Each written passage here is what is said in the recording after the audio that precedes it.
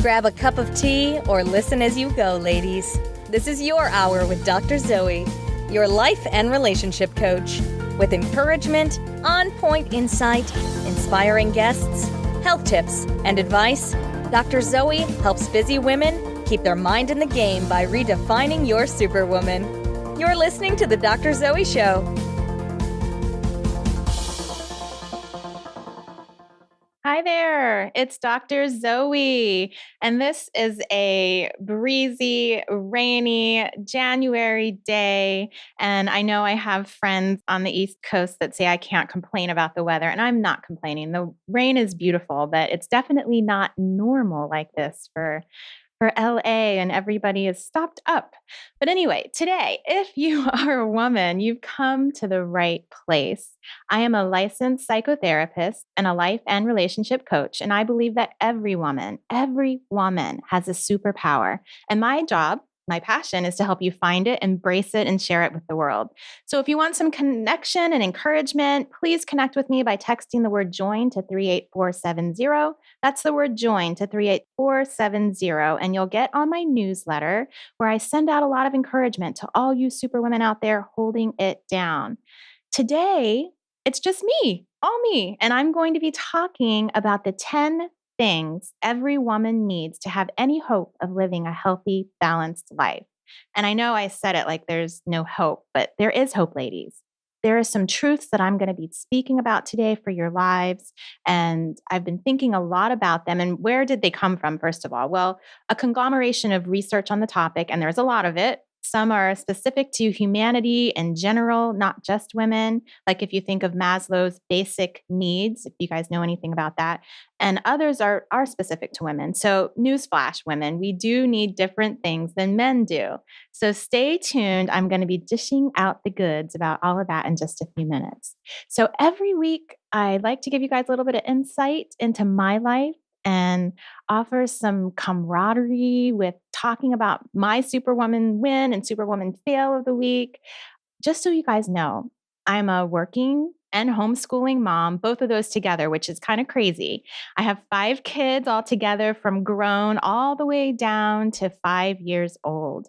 And so I've been and I am going through all of those stages that you may be in as a mom. And that's one of the reasons why I have my show, to encourage you in your journey, because I've been through it and I'm also going through it still, which is a little different from people, who have been through it and it's been a while, because you forget all those little things sometimes. But please don't think that I have it all together. No woman out there does, and neither do I. I am a masterpiece in progress, and I won't have it together. And I use together with air quotes that you can't see ever, because there's no such thing. And I've come to terms with that. And that's why I say that we have to learn to love the beautiful chaos that is our life.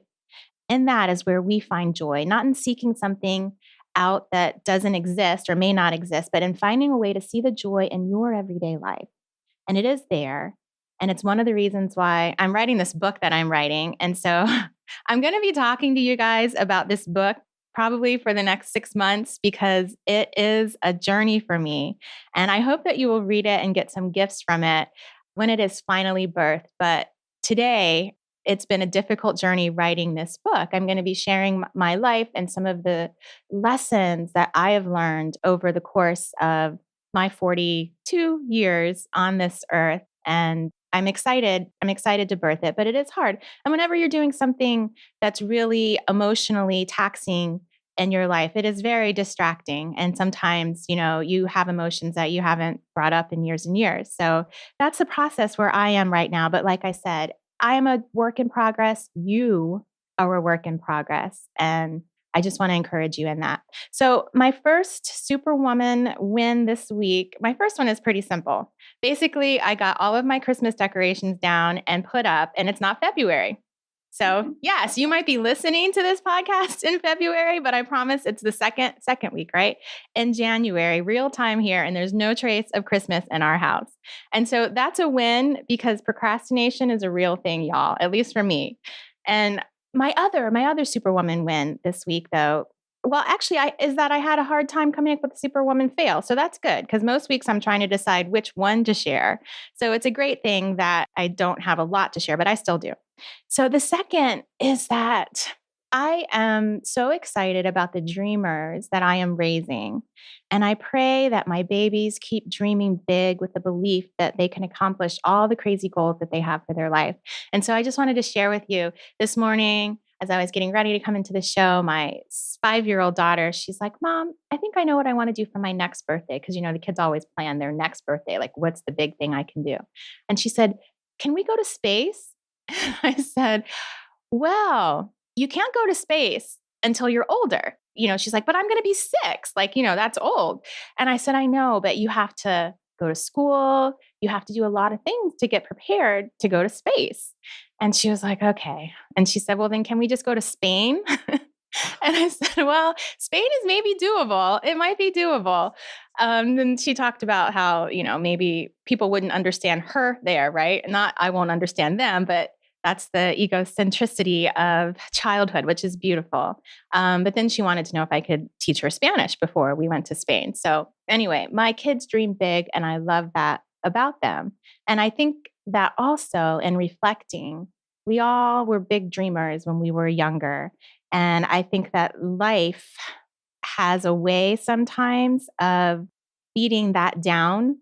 I've heard people who have done amazing, successful things talk about having a childlike faith to believe in ways that most adults can't do anymore. And so my wish and my prayer for my kids and for you is that you find a way to find some of that childlike faith again, those dreams, and believe that they are possible. So, okay, my superwoman fail for the week is that I flaked on a client, which really sucks. I hate, and Troy is laughing here now as I'm talking about flaking on my client. I hate being unprofessional. It just kills me. And it was just a, crazy thing. I got confused about my days and I flaked on my client.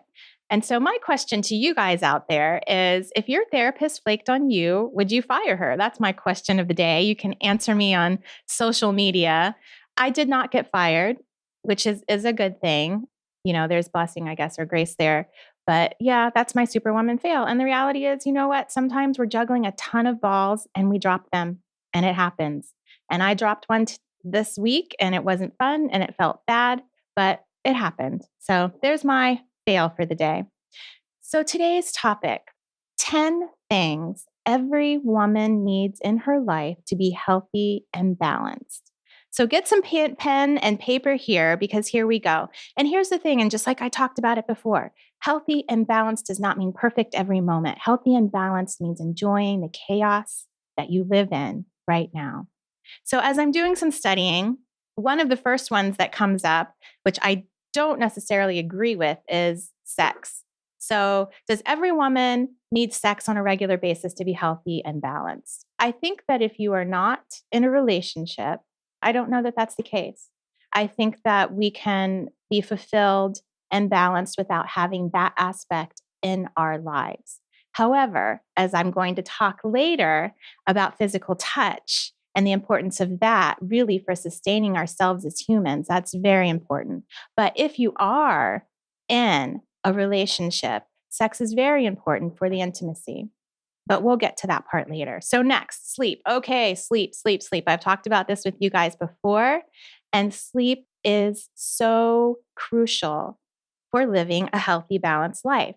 Often that's the first thing, sleep and exercise, that gets just wiped out in your life. And sleep is so important because it recharges us, because it allows us to be present when we are awake, to enjoy the life that we have. It allows us to be present to make the decisions that we need to make on a daily basis, whether long-term or short-term. And so as you are working on incorporating balance into your life, you have to find a way to get those hours. And for some, it's going to be 7. For some, it's going to be 9. You need to know which number yours is. I need to focus on making sure you're trying to hit that every night. Getting a tracking device is awesome. I like it. Not everybody does. So the next one, we all know this, exercise. And why? not just so that we can look good, not just for our vanity, but because living in harmony and in tune with your body increases your well being. Exercise helps us feel in tune with our bodies. And it's so easy as women. Sometimes we have trauma in our lives, whether it's physical trauma, sexual trauma, just over the course of our lives, kind of getting beaten up over life, that we tend to disconnect from our bodies and we don't even realize what our bodies are telling us. Exercise helps us get more in tune. We feel our body, we pay attention to what's going on, and it helps with our health. The next one is connection with other women. And I want you to write this down because so many women have an issue with connecting with other women. Women have said, I don't need that. It takes too much time from my life. I don't want to have anybody else in my life that I am, have any kind of obligation to. And then also the big one is I've been hurt by women in my life, but we were designed as humans to connect. And if you go way back to how we maybe were originally meant to live, or how we certainly lived in the beginning of civilization, it was in community and women in community with each other, women helping and supporting each other throughout the various stages and seasons of our lives. And without that, we are living in isolation. And that is why, one of the reasons why we have a society of stressed out, medicated, anxious women, mamas, men as well, because we don't have the connection that we were designed to have. We were actually not designed to be stay at home and or working women where we do all of our work in isolation. We weren't. And yet we do. And that's the society that, we live in. And so what that means is that connection isn't there every day for us in our lives as we're working and cooking and taking care of our family, as we're going out and working. Connection is not naturally there. And so what that means is that for health, we have to seek it out. And how do you seek it out? Well, it depends on where you are in your life. I mean, the beautiful thing is that we have the internet, because the internet is a great starting place for seeking out connection based on what you are doing in your life. So I love Meetup. I think it's meetup.com, which is really a wonderful website, I think it is, or connection device. And you can meet over things that you connect with. So like if you like art or you like certain things that you're interested in your life. Places like meetup.com are a great place to start, but what's more important is to understand that you do need connection. And even the most socially isolated people who feel very comfortable being by themselves, still need connection. And I can tell you that in my practice, working with women, I find that the majority of women I work with don't have that, which is probably why they're seeking therapy with me. And certainly there is a sense of connection there, and I do provide that, but they need it in a daily way in their life. So this is Dr. Zoe. I am talking about essentials for healthy, balanced women. And I will be back in just a minute. You can connect with me at my website, www.drzoeshaw.com. People ask me, how do you have so much energy? I am not a coffee drinker, but I love the benefits of matcha green tea. More antioxidants than coffee and a smooth energy, not the jittery kind that lasts me all day long. Perfect for you supermoms too. I have searched the world over for that perfect matcha for my smoothies, and I have found it at Kiss Me Organics. You can get it too at kissmeorganics.com. Enter the promo code Dr. Zoe, DRZOE, for 10% off and free shipping. Experience the smooth, healthy, organic energy of matcha green tea. KissMeOrganics.com. Hey there, it's Dr. Zoe, and I am back talking with you women about tips for living a healthy and balanced life. So I was just talking about the first ones I talked about was sleep. We all know that. Exercise. The other big one was connection with women. And I so want to encourage other women to connect with each other, to support each other. The next one is mental stimulation. If you are a mama and you've got little ones, you know that you are deprived of this. And mamas talk about all the time, I need some adult talk. And we do. We do. I have a friend who was just talking to me, and she's got older kids, but she also has a younger, and she's homeschooling that younger kid. And she said, I realized I've lost my vocabulary. And she said, I feel like I can't even talk anymore. I can't find the words that are like adult words to describe things. And you know what? This is a true phenomenon. Of course, we all know that we lose some cells having kids just in the pregnancy and birthing process of it. But really, over time, when you are not engaging in a mentally stimulating way, you can certainly lose that just like any other muscle. And it is so important. It's important for your self esteem. And it's also important because, like I said, every woman has a superpower.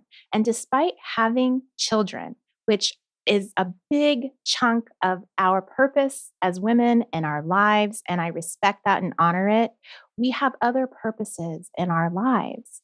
When we kind of let that go to the wayside, we feel that atrophy. We feel that atrophy in our life sometimes a lot, but it's there because we do deserve and we do need to have that mental stimulation. So how can you do it? I've noticed that for me, podcasts, I love. I hope you're listening to this on podcast and Audible. And I've talked about this before, but we don't always have time to do our 30 minutes of reading every day. And should we be doing this? Absolutely. Research has shown, I'm always going back to research, that people who tend to feel, and I'm using that word feel because success is such a term that means different things to different people, but people who feel successful in their lives tend to read at least 30 minutes a day. And so, we're always prescribing, you've got to exercise 30 minutes a day. You've got to read 30 minutes a day. You've got to meditate 30 minutes a day. So I know for women, you can be like, I can't do all this stuff. You're adding on hours in my day of something I need to do for only 30 minutes a day. But multitask, women, we can multitask. And so if you can listen to your education daily, it can be a great help. And so I really, really would like to encourage you to use Audible, use podcasting, use all those whatever kind of books on tape, or I guess people don't do tapes anymore, books on your phone, whatever it is, so that you can start to create more mental stimulation and seeking out people who have similar interests that you can talk. You can talk about ideas. And it will help you feel more recharged when it's time to come back to your home, when it's time to go back to whatever your work is. Because that's the other thing is, as adults, even in our work, we can get stagnated because we tend to do the same thing over and over, and we are not pushing and challenging our brain anymore.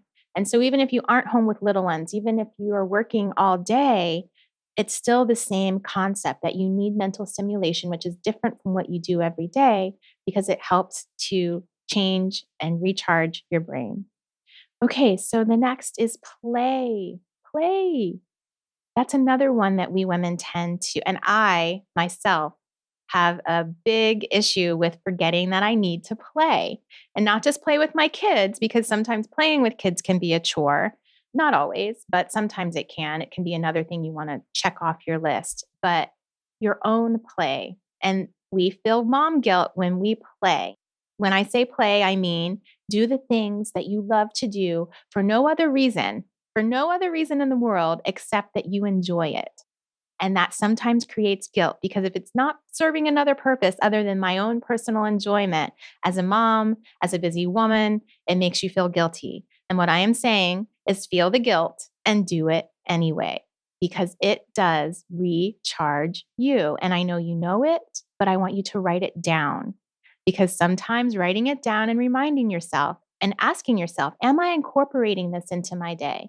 And whether it's 5 minutes or it's that, magical 30 minutes, it is so important that you have your play time. And next is physical touch. So babies who are born and not touched will die. That is how important physical touch is to humans. We need it for our survival, not just it's a nice kind of thing to have. We need it for our survival. And I don't think that it's a coincidence that we shake hands when we greet each other, that we hug when we greet each other, that we do the same when we say bye, because we really do need human touch. And not necessarily just sexual.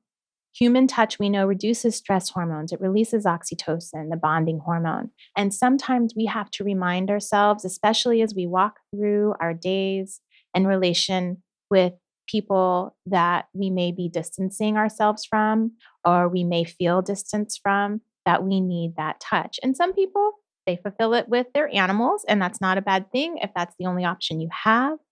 But as humans, we need that human connection. And so that's probably one of the reasons why we women enjoy spa days so much, right? The massage, getting those pedicures. And I mean, it's a different type of touch, but it's a relaxing touch where there's no reciprocation. We don't have to give back. We can just be touched. And we, as women, deserve that and need that as well. And don't forget that your teenagers need touch. You know, we're hugging on and kissing and holding our babies so much, and they get to be teenagers and they're, sometimes irritable and not so lovable. And it's difficult sometimes to remember that we need to touch them because they need that. And we don't want them seeking it out in other places that aren't healthy for them.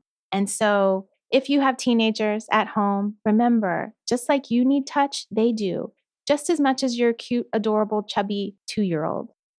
The next is being part of something.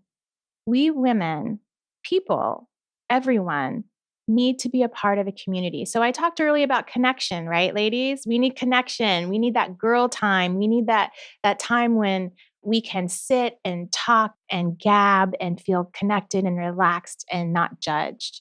And that's different from community. So I'm going even back to Maslow's hierarchy of needs. And even developmentally, we need community because community brings the most meaning to our life. So what does that mean, community? Okay.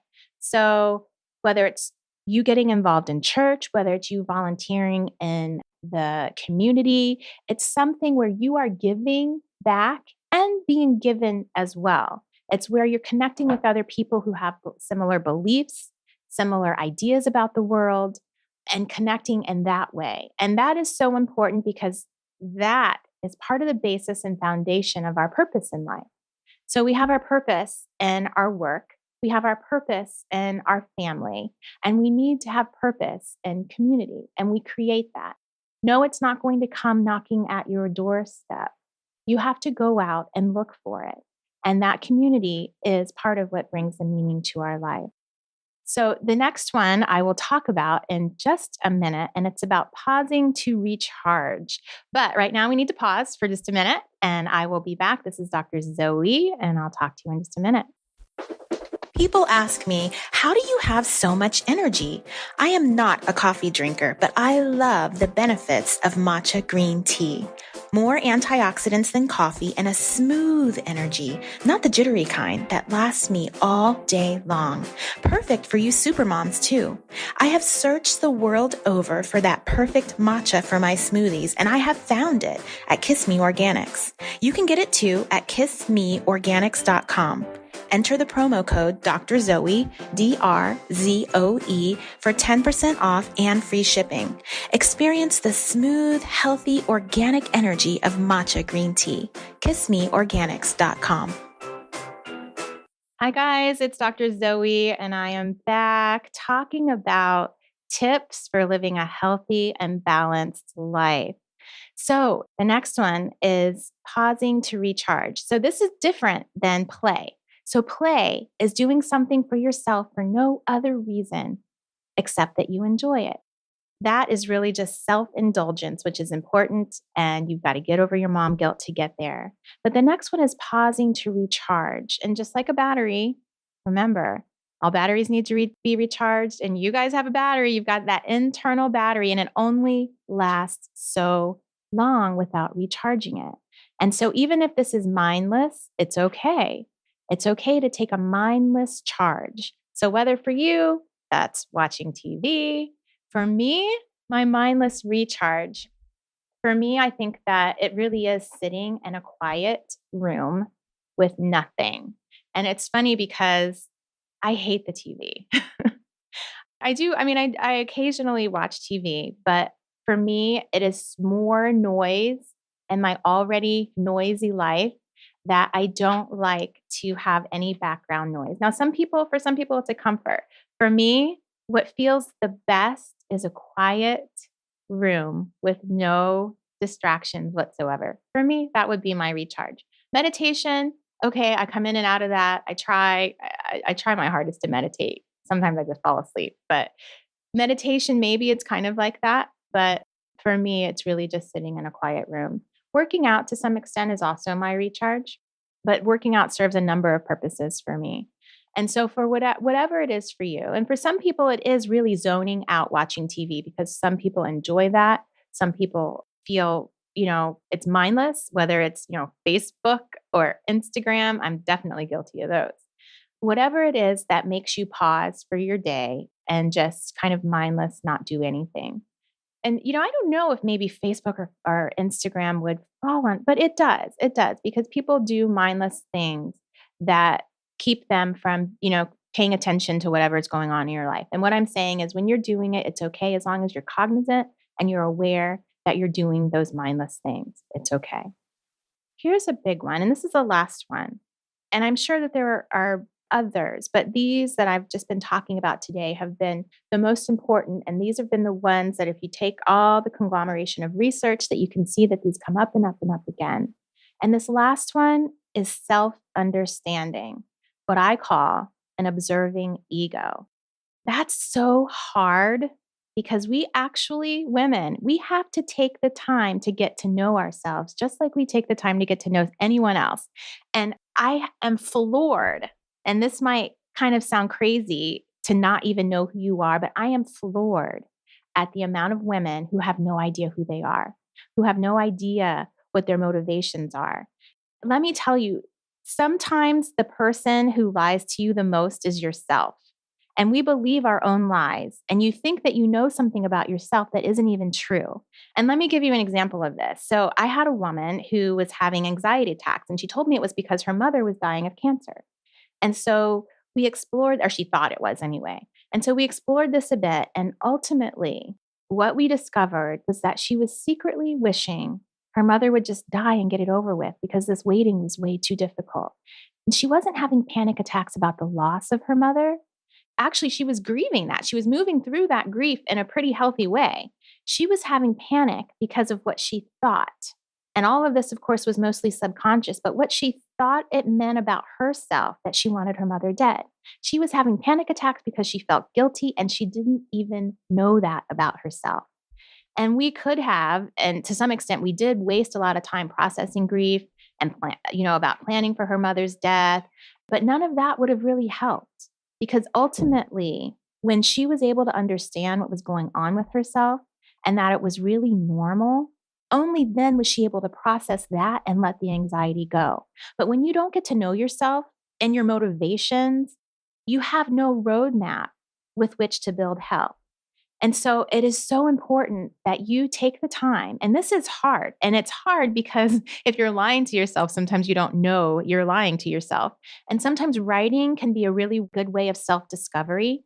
But it is so important that you take the time to figure out who you are, to figure out what you think. And sometimes that means that you have to get through the denial and you have to be willing to look at some things that don't feel so good, that you have to be willing to admit some things about yourself that maybe it's a part of you that you don't like or don't want to be. But when you're able to look at that and be honest about who you are, to be honest about what your thoughts about the world are, what your thoughts about the people in your life are, then you can actually have freedom to be able to change it, to be able to process it and look at it. And so that's a hard one. And if you're struggling with that, please reach out because I love to work with women to help them understand themselves more. But this one is so crucial. And I think many women don't get to that point until they're midlife. And imagine if we had 20 and 30-year-olds, and, maybe in some ways that's just not necessarily possible developmentally, but imagine if we had those 20 and 30-year-old women who really, really knew themselves. And imagine going into a relationship and really understanding and knowing your deficits and being able to talk about them, to really know and understand your strengths. Imagine the power of that in your life. And so I'm asking you just today to reflect a little bit who am I? What do I really believe about this? Is this what I think I ought to believe? Or is this what I really believe? How do I really feel about this? Is this what I think I ought to feel? Or is this how I really feel? And if it's a way that I feel is wrong, what do I do with that? How do I process that? Do I need to change it? And how can I change it? I lied because there's another one. I thought that was the last one. The last one is flexibility. Now, this one goes across every season of your life, whether you're a child to an adult, male or female. Flexibility is one of the main qualities that you need to have that, not necessarily joy, but to have that sense of peace in your life, the ability to roll with the punches. You have to have some resiliency, and resiliency can be built. It's not something that we are all necessarily born with. I think some people are born with predisposition to be more resilient than others. But the good news is no matter how weak you feel, no matter how difficult you tend to have in transitions, you can build up that strength. But the reason why it's so important is because you look at life, right? Life doesn't ever stay the same. That is an important concept to understand, whether life is good for you right now or whether life is bad for you right now, because life never stays. It doesn't. And so if you can recognize that, then you can hold on to the moments, those great moments, and enjoy them. And you can also ride out those moments knowing that this is going to change. No matter what in the world it is going to change. And it's funny because, I was talking to, I don't remember who I was talking to, a friend, a client, somebody. And I was talking about relationships and the fact that there is no relationship on earth that lasts forever. And so when we get into that concept of, oh, I want this to last forever, it won't. And that's not necessarily a bad thing. That's the circle of life. If you've been married for 40 years, 50 years, the marriage will end at some point because life doesn't go on forever. So if you look at relationships, if you look at life as something that you can experience for the now, but if you can recognize that you have to, over the course of your life, and everyone does, everyone here on this planet needs to be able to roll with the punches, then you will have more joy in the life that you're experiencing right now. So those are I think it's 10 necessary things that we need to have in our life for health and well-being. And I'm going to go over them right now. And then I'm also going to talk about what if you don't? So the first one, sleep, exercise, connection with other women, mental stimulation, play, physical touch, being part of a community, being able to pause to recharge, which is different than play, self-understanding, understanding those lies to yourself. And then the last one I think I talked about was flexibility, rolling with those punches. So I had somebody just text into me that said, okay, what if I don't? What happens when I don't have these things in my life? Because I'm looking at my life and I see that I'm missing some of these things. And the reality is that when you're missing some of these things, then you begin to express your needs in an unhealthy way. That goes with any time. And anytime you're not living authentically, anytime you are not really being honest with yourself or others, those words, those thoughts, those life desires come out in other ways that are not healthy. And so if you're in a relationship, sometimes you're going to be seeking some fulfillment outside of that relationship. If you're not giving yourself time for play, you'll find yourself feeling jealous or angry when you see other people enjoying their play.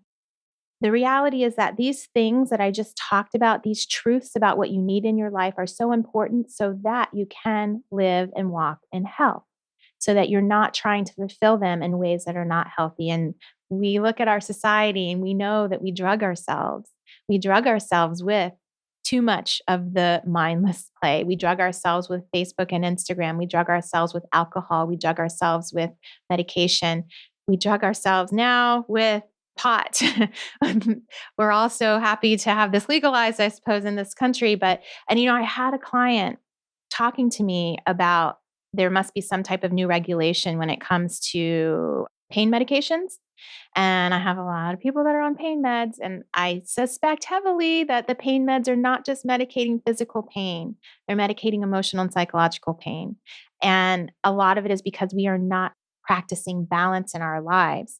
Her doctor told her that there's some new regulations where they're going to be minimizing some of the pain medications that they're giving out. And she's freaking out and trying to figure out already, what else can I do? Okay, maybe I'll start smoking pot. Maybe I'll start doing this. I asked her, I said, are you taking the medication only for pain? Do you think? And, her answer was yes, because it needed to be. But I know, even though I'm not there when she's popping the pills, I could hear the desperation in her voice about needing pain medication. And I don't think it was about the physical pain that she's going through. And so when you don't incorporate these things into your life on a regular basis, you do experience pain. And emotional pain and physical pain are felt the same in the brain. And so I can understand how she could say, yes, it's painful. And my producer's telling me I need to go on break now. But anyway, so when you don't incorporate these things in your life, you feel pain and you try to numb that pain by doing things that are sometimes not so healthy. This is the Dr. Zoe Show, and I will be back in just a minute. People ask me, how do you have so much energy? I am not a coffee drinker, but I love the benefits of matcha green tea. More antioxidants than coffee and a smooth energy, not the jittery kind that lasts me all day long. Perfect for you supermoms too. I have searched the world over for that perfect matcha for my smoothies, and I have found it at Kiss Me Organics. You can get it too at kissmeorganics.com. Enter the promo code Dr. Zoe, DRZOE, for 10% off and free shipping. Experience the smooth, healthy, organic energy of matcha green tea. KissMeOrganics.com. Hi, guys. It's Dr. Zoe. I am back. Talking right now. I'm talking about real talk, real girl talk, I guess, actually. I just summed up some tips on healthy living. And, as I think back to conversations that I've had with my girlfriends over the years, I'm not going to obviously talk about any names whatsoever. But as I think back to conversations that I've had with my girlfriends, a lot of things that come up with us and relationships. And one of the things is, we talk about our relationships, we talk about our guys, we talk about our marriages sometimes. And I recently had a friend that was confiding in me that she doesn't feel attracted to her husband anymore. And she's concerned about it. And she's always seen him as this person who she could go to for strength, and that she's seen some things in him recently that make her feel kind of vulnerable, I guess. Like maybe he can't be that for her anymore. And she fears that she's not attracted to him anymore and she doesn't know what to do. So I think that's a good question for anybody. Like, what do you do when you love somebody and you're not attracted to them anymore? I think that whenever we have a relationship that's long term, we're going to go through phases like that. And so I think that's a natural course of a relationship to have, attraction, for it to wax, for it to wane. And one of the tips that I gave her was go back and write down all the things that you admire, that you respect, that you love about him, that you can find in every day. So, and that's a hard one, especially when you're going through the day and all you see is the negative stuff like, he's doing that again. And that's, so unattractive. And I don't like that. But sometimes if you can go back and look at the things that you originally were attracted to and see how in your daily life that he's still practicing and walking that out, it can make a difference. The other one is to look at your guy. When you go out, look at him across the room and look at him as if he's a stranger. And sometimes that makes a big difference because, other women are looking at your guy and they don't see all the negative things about him. They don't see all the things that we see in our daily lives. But if you look at him just like you didn't know any of that stuff, like he's a stranger. And sometimes it's, you got to walk across the room literally and just look and go, oh my gosh, there he is. It can really help. So Troy's writing down what's attractive and new thing. Oh, okay. Well, yeah, for sure. I mean, if we're looking at sparking attraction, for sure, we're going to think of, okay, what makes people attractive to begin with? And actually, Esther Perel talks about this so much. And I love that she talks about desire and kindling desire. And she talks about affairs too, and what creates affairs in relationships. And one of the things that kindles desire is mystery. And another thing that kindles desire is a little bit of distance. And so, and I've talked about this before too, when you're looking at husband and wife, and sometimes you're doing life together so closely that you're almost like brother and sister and not like husband and wife. And it can actually reduce your attraction because you have this kind of anti-incestual, instinct that we have. And so, and Esther Perel talks about it so much because when you're able to separate, that's what I'm talking about, going across the room and looking at your husband and going, oh my gosh, looking at him through new eyes. But when you're able to physically separate, to have different interests, when you're able to do new things together, it does help create attraction again. And just like, well, when we talk about what's attractive is different for everybody. But if you go back to the things that you did in the very beginning of your relationship that made you feel so attracted to him, you might find those things and also recognize that they're still there. And so we were talking about that, and we were even just writing some things down like, yeah, oh, okay, yeah, that is still there. I just don't see it because you take it for granted, but you're trying to feel that same, feeling of attraction. So I encourage you guys to reach out to me and ask me questions. Ask me questions about me personally. I do like to share that so that you guys can understand a little bit more about me. And feel free, of course, to ask questions about yourself, in general, if you have questions. I'm going to do a quick health tip. Remember that your body and mind are intimately connected. You can't have health in one without health in the other. And that's why I do a health tip segment. Healthy looks different on everybody. So stop those comparisons, ladies. So my health tip is antibiotics have a link to cancer. So you guys know I'm a health nut researcher. I try to find out as much as I can about things that I might be putting in my body. And with flu season upon us, many people are going to be prescribed antibiotics. Now, here's the deal. The flu virus is not a bacteria, so antibiotics won't help. But what I have found, and I'm always floored when I go to the doctor, is that I often leave with a prescription, right? And I think that really there's a psychological pressure that doctors have and feel to prescribe to you. And I think it feels hard for them to know that, okay, you came into their office, you're feeling sick, you go there, and they give you nothing. If they just say, well, it's a virus and, it'll go away. Instead, they might say, well, it's a virus, but if you have an ear infection, take this antibiotic for it because maybe that's bacterial. And this happened to me with my daughter. And I actually asked the doctor, I said, okay, it's a virus, right? And she's like, yeah, that's a virus. And I said, okay, so why are you giving me antibiotic?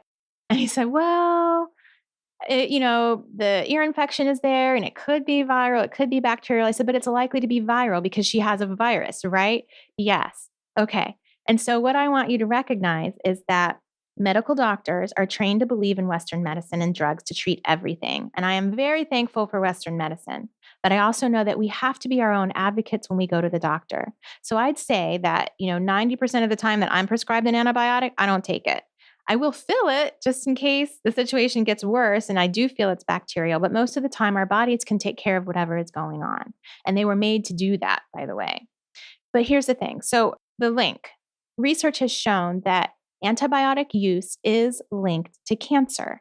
And I'll talk about that in just a minute. But if you do start taking an antibiotic, here's the thing. It's so important that if you're taking an antibiotic, you finish it, please, not just for you, but for our world.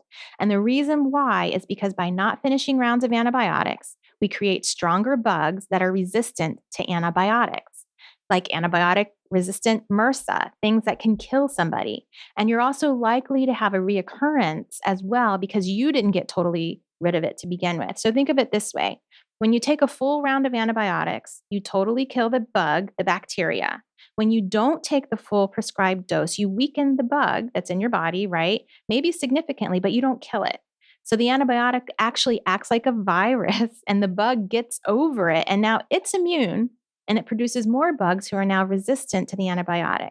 And that can be deadly, not just for you, but also for our world. So antibiotics increase the risk of cancer, specifically bowel cancer. It strips the gut of healthy bacteria because it doesn't just kill the bad bacteria, it kills the good stuff too. And research has also shown that it leads to obesity in babies given antibiotics because of that gut issue. So my health tip today is do your research, take them sparingly if you need them. Obviously, I'm not a medical doctor, but I'm just advising you to be careful about antibiotics because they are not just placebos. If you're just tuning in, this has been the Dr. Zoe Show, and I have just done some real talk and some tips for you guys. And I thank you for tuning in. I hope that you will tune in every week on Tuesdays from 12 to 1 Pacific, 3 to 4 Eastern at LA Radio Now. For those who can't always listen live, check out the reruns of my show on iTunes, Google Play, Libsyn, and YouTube, where I am your life and relationship coach, helping you redefine your superwoman. I love to connect with you wonderful ladies on social media, so please connect with me on Insta or Facebook, or you can text the word join to 38470. Have a super week. You've been listening to The Dr. Zoe Show, redefining your superwoman, with your host, Dr. Zoe Shaw. Don't forget to sign up for her monthly newsletters to get encouragement, tips, and skills for keeping your mind in the superwoman game. Connect with her now at www.drzoeshaw.com. Tell your friends and subscribe to her podcast on iTunes. Join us next time for another edition of The Dr. Zoe Show.